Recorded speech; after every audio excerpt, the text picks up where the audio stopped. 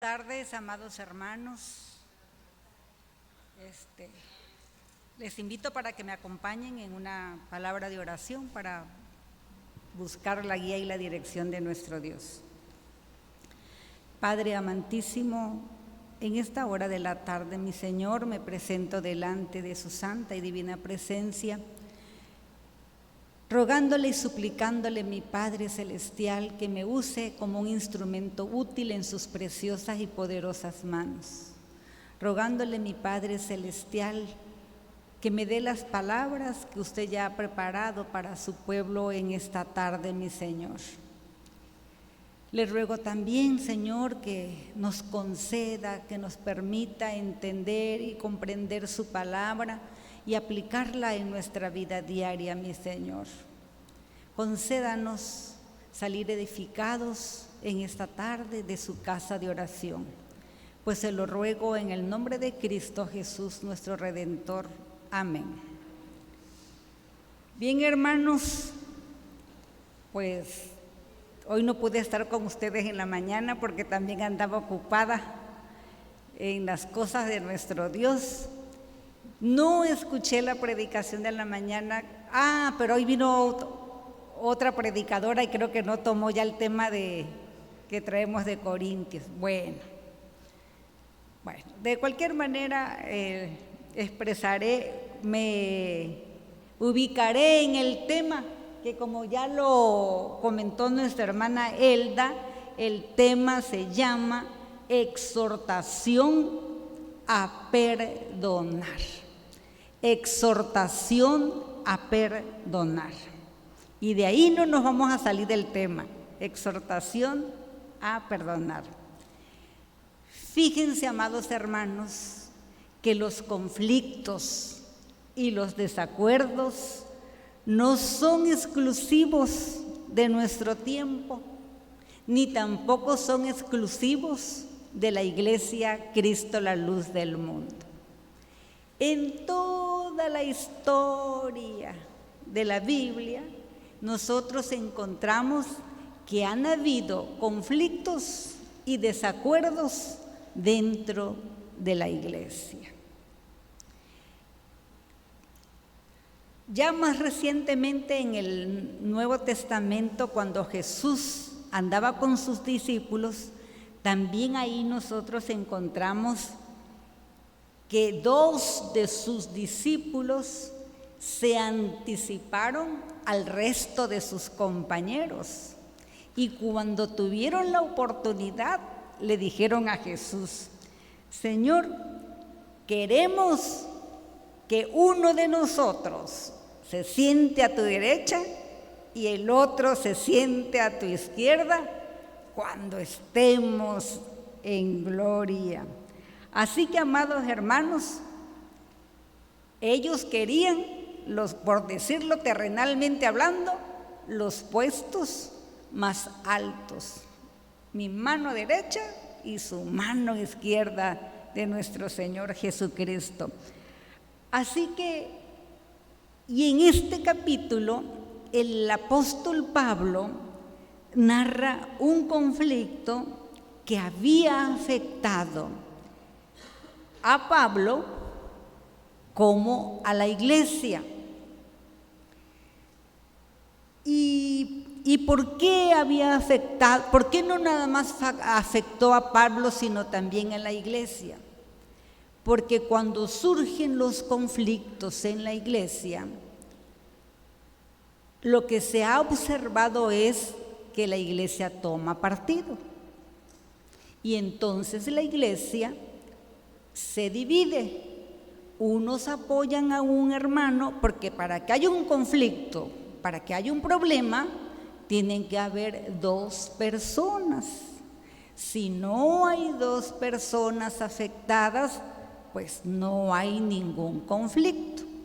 Entonces afecta a la iglesia porque los hermanos, unos dicen estar con Juan y los otros dicen estar con Pedro.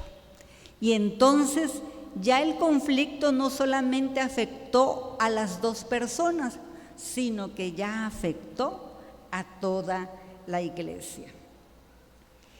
este conflicto que nos narra aquí el capítulo 2, del verso 5 al 11, se le ha llamado a este pasaje del capítulo 2 el capítulo de las lágrimas, porque nosotros en ese capítulo podemos observar que Pablo pone en manifiesto la parte humana. Algunos escritores narran que Pablo tenía un carácter fuerte,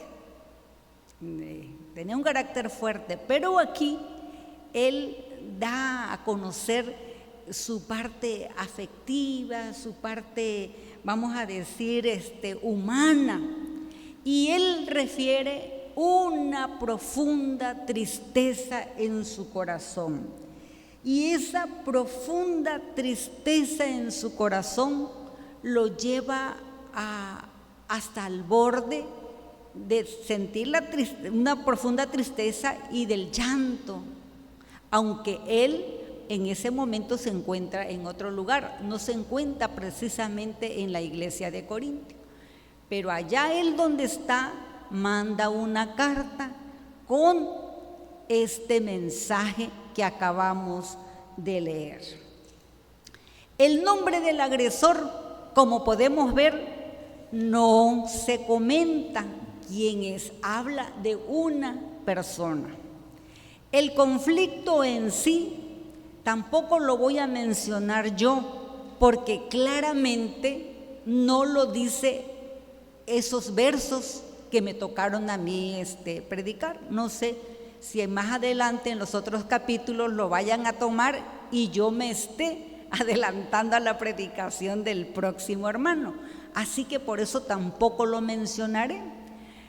Pero sí, lo que les voy a mencionar es que el propósito del mensaje de Pablo en esta parte que a mí me corresponde no es de decir quién es el agresor o el hermano con problemas, que causó problemas. Tampoco es el propósito en este pasaje decir cuál es el conflicto, pero lo que sí es el propósito, amados hermanos, y sí lo tenemos que tener presente, que el propósito era, y digo era porque estoy hablando del tiempo de Pablo, era de que se arreglara el conflicto y las buenas relaciones entre los hermanos. Bien, sin embargo, nosotros, amados hermanos, podemos reflexionar en este pasaje, y yo lo quiero hacer con una interrogante, es decir, con una pregunta para que cada uno de nosotros en su lugar se dé la respuesta. El problema ya era grande, donde ya lo expresa Pablo, que le produce profunda tristeza y que lo lleva a la iglesia, y que la iglesia al agresor parece ser que ya no lo veían con buenos ojos, ya le habían retirado la amistad, no le perdonaban la falta. Entonces la pregunta aquí es, ¿se debe de perdonar? Ese es el primer punto. Se debe de perdonar y consolar a la persona que ha causado problemas en la iglesia. Bueno, eso queda a criterio de cada quien, porque, amados hermanos, nosotros hemos pasado como iglesia situaciones difíciles y a veces queda fracturada esa amistad, queda fracturada esa relación. Y estos temas que estamos viendo no es solamente, amados hermanos, no lo debemos de tomar como un tema más, sino como la palabra de Dios que debe de encontrar lugar en nuestro corazón, la palabra de Dios que debe de ir corrigiendo nuestra vida, La palabra de Dios que nos ayude a tomar las decisiones correctas cuando llegue el momento, porque el momento llegará y ha llegado algunos momentos, ya hemos pasado por esas situaciones. Y entonces nosotros como pueblo de Dios tenemos que estar preparados. Bien, en primer lugar, a mí me parece que todos tenemos derecho a una nueva oportunidad. Si el hermano que me ofendió viene arrepentido y pide perdón, yo creo que tiene ese derecho de una nueva oportunidad y de perdonarlo, amados hermanos. Pero también, amados hermanos, a nosotros no nos debe tanto de interesar si eso es mi opinión personal, no nos debe de importar tanto si el hermano pide el perdón con sinceridad o no.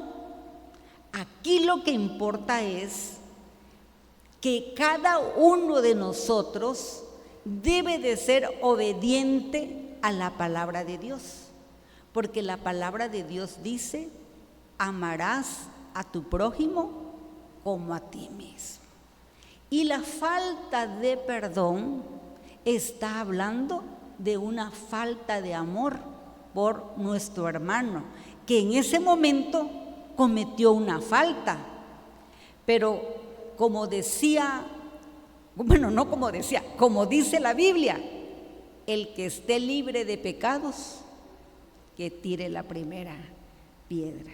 Así que, amados hermanos, es muy dada en la iglesia, y estoy hablando de la iglesia porque pues somos los que la palabra de Dios es para nosotros, a los que estamos aquí reunidos. Somos muy dados a decir: perdono, pero no olvido. Amados hermanos, esa actitud del creyente revela una falta de comprensión y de amor para el hermano. Lo señalamos al hermano. ¿Y ustedes cómo creen que se siente ese hermano que ya ha expresado su arrepentimiento? Pues se siente, amados hermanos, avergonzado. Algunos hermanos ya ni quieren llegar a la iglesia porque la iglesia lo ve con malos ojos.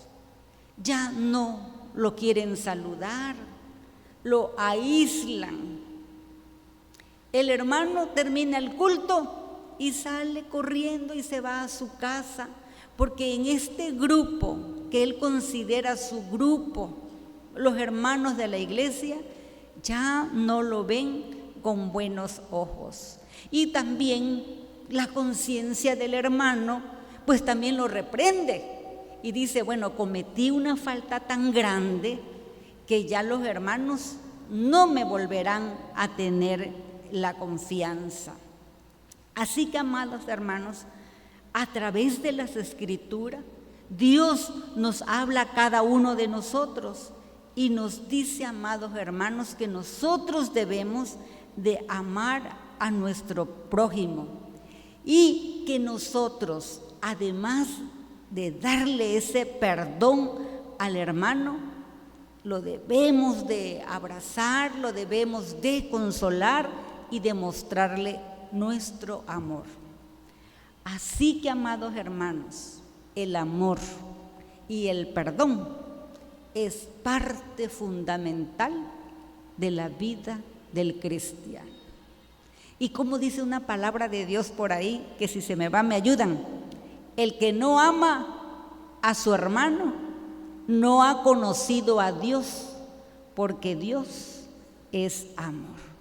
Y son, amados hermanos, pasajes que nos conocemos de memoria, pasajes no difíciles de que lo podamos entender, pero cuando el hermano pasa por una situación difícil, como que esos pasajes se nos olvidan.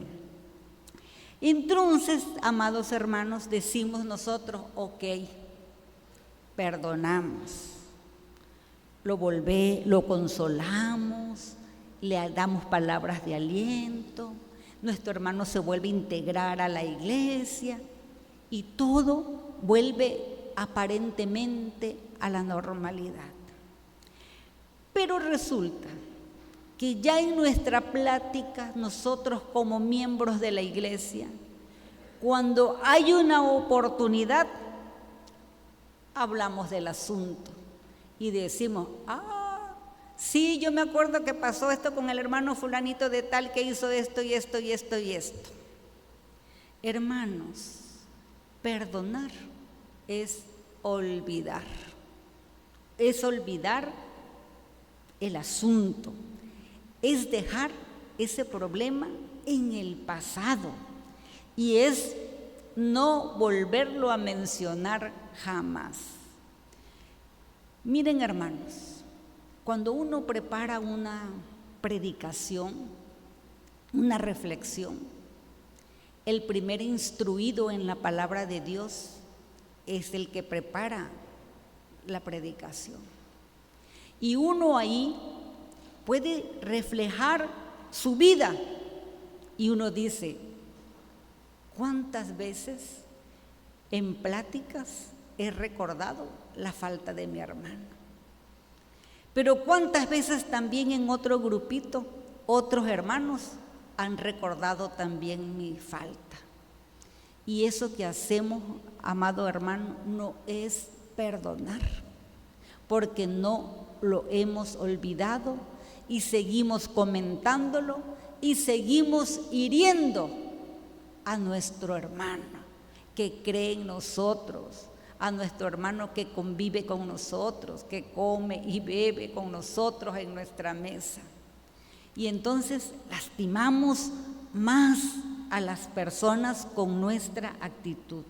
Por eso tenemos que tener presente que el amor y el perdón es parte fundamental en la vida de un cristiano. Y nosotros, amados hermanos, debemos, por decirlo así, que la base del perdón sincero de nosotros hacia el hermano tiene su base cuando nosotros recordamos en lo que Dios hizo por nosotros. ¿Quiénes éramos nosotros cuando Dios se dignó a vernos con ojos de amor y a perdonar nuestros delitos y nuestros pecados?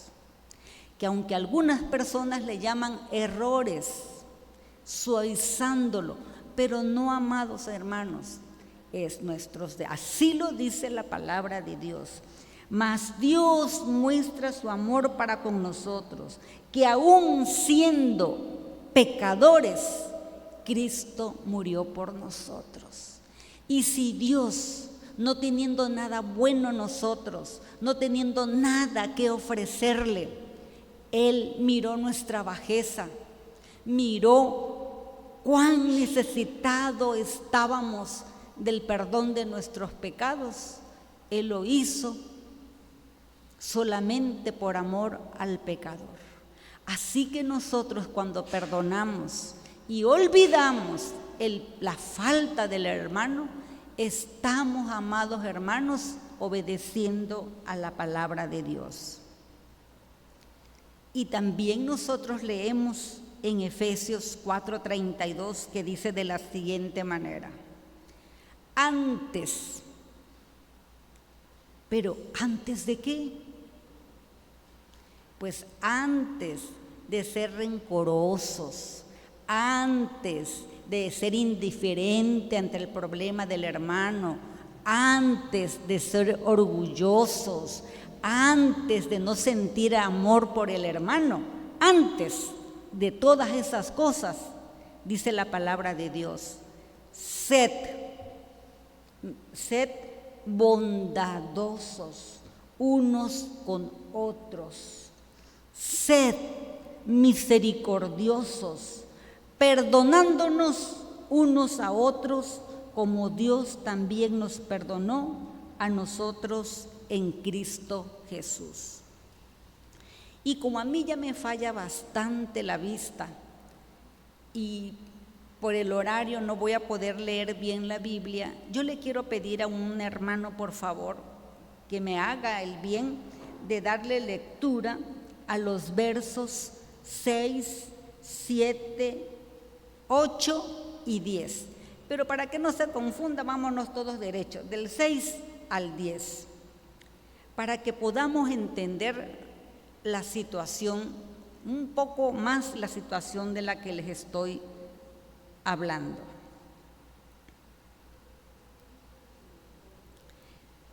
Del 6 al 10.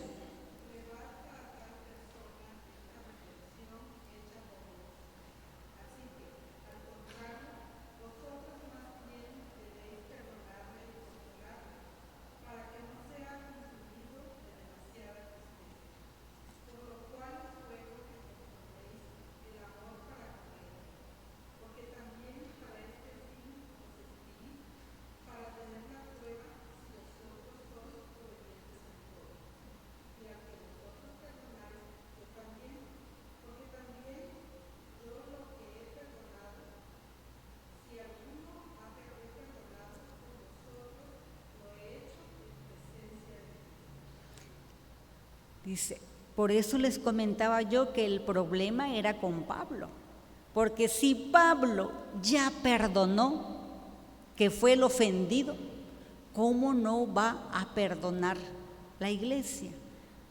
Otra cosa, tenemos que ponernos en los zapatos del que cometió la falta y que ahora se encuentra arrepentido. Nuestra indiferencia, nuestra falta de perdón y nuestra falta de amor lo consume. Ahí lo acaba de leer el hermano.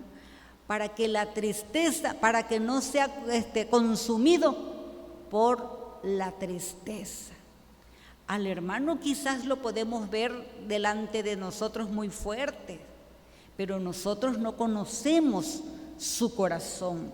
Y el verdadero creyente, amados hermanos, ¿ustedes creen que se complace que sea separado de la iglesia, que sea separado del cuerpo de Cristo? Por supuesto que no le complace, amadas hermanas. A él le hace falta, por eso dice Pablo, para que no sea consumido de la tristeza, porque a él le hace falta el apoyo y el compañerismo de la iglesia. Pero ¿qué hacemos nosotros ya hablando cuando se aplica alguna disciplina, amados hermanos? No, la iglesia corre como un solo cuerpo a consolar al hermano. Aquí estamos, hermanos, apoyándote. Muchas veces nos olvidamos del que ha recibido una disciplina. Y si ya una disciplina ha sido dura para él, imagínense todavía la indiferencia de la iglesia. Ahora, para que no tome ventaja Satanás, dice Corintios, para que no tome ventaja Satanás. ¿Por qué, amados hermanos? Porque la soledad hace vulnerable a las personas. Y una persona separada del cuerpo lo hace muy vulnerable. Dice la palabra de Dios, me van a decir que no tiene relación, pero ahorita se los voy a explicar. Dice, porque el diablo anda como león rugiente buscando a quien devorar. Pero si nosotros esta palabra la llevamos a lo material, yo les quiero preguntar para que reflexionen, ¿a quién ataca un león? Hablando ya terrenalmente. no ataca a la manada completa, ataca al animal que se separa de la manada, ataca al animal débil, ataca al animal solitario. Por eso, amados hermanos, el afectado, el que cometió la falta, se siente muy vulnerable, porque está muy vulnerable porque está solo, amados hermanos, y necesita de nuestro apoyo, de nuestra compañía, y necesita también de nuestro consuelo. Así que, amados hermanos, el perdón, dice también un subpunto que me asignaron, el segundo punto dice: así que el perdón nos da la victoria sobre el diablo. El perdón nos da la victoria sobre el diablo.